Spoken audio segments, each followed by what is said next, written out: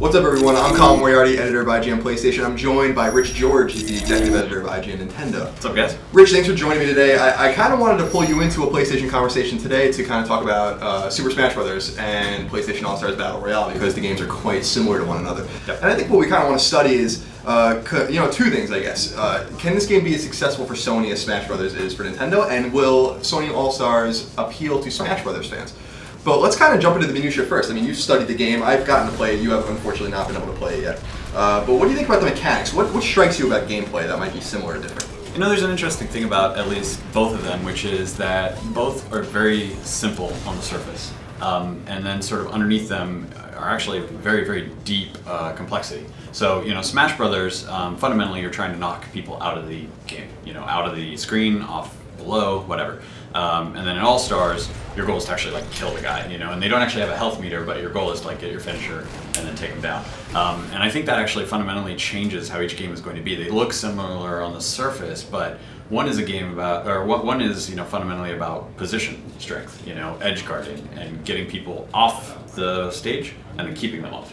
Whereas, you know, All-Stars is about building up your meter and then just crushing them with whatever your most powerful attack is. So I think actually, you know, if you watch the videos, you're like, oh, it's the same game. You know, you got meters, you got finishers, and that's it. You know, and even Fat Princess does the butt smash just like Peach does. But at the same time, they're going to play differently because you have to play them differently.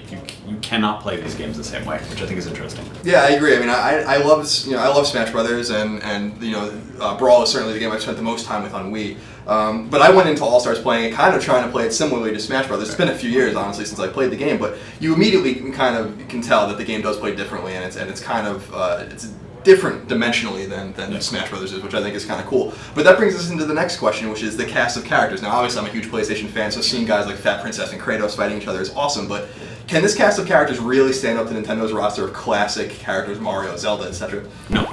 I guess that's the simple answer, right? I mean, I think it's very cool that you know, Sony's sort of eclectic group is going to be all in one game, and I think that's kind of cool. But I was actually likening it on a podcast recently to Marvel and DC.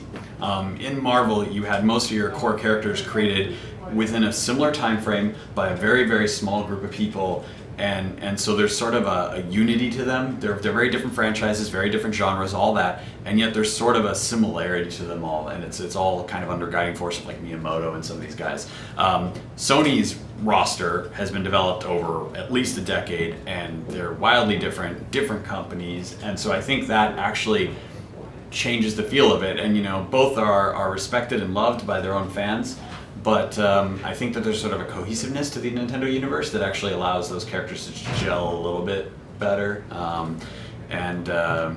Plus, it's like Mario and Link. I mean, you know, it's a little bit of a tough comparison. No, I agree. I mean, it's funny to see a guy like Radek from Killzone fighting, you know, Parappa the Rapper or something like that. But I agree. Sony doesn't have this. First of all, this super proud history of first party. I mean, they have great first party games, obviously. Sure. But I agree with you. I mean, there's no comparison to this roster, to Nintendo's roster. But it's there to please fans, which I guess brings us into the next question, which is, can this game be as popular and as foundationally sound for Sony fans, for PlayStation fans, as Smash Brothers is for Nintendo? I feel like time will tell, right? It really depends on the mechanical complexity of the game and whether Sony fans really gravitate towards this thing. I mean, if they do, it'll warrant sequels. And I mean, you know, if you look at the first Smash Brothers, I mean, it's a very, very good game, but I don't think anybody fully understood where the franchise would go. I mean, you know, that was Smash Brothers back in '99 was a cool game. It was fine, you know.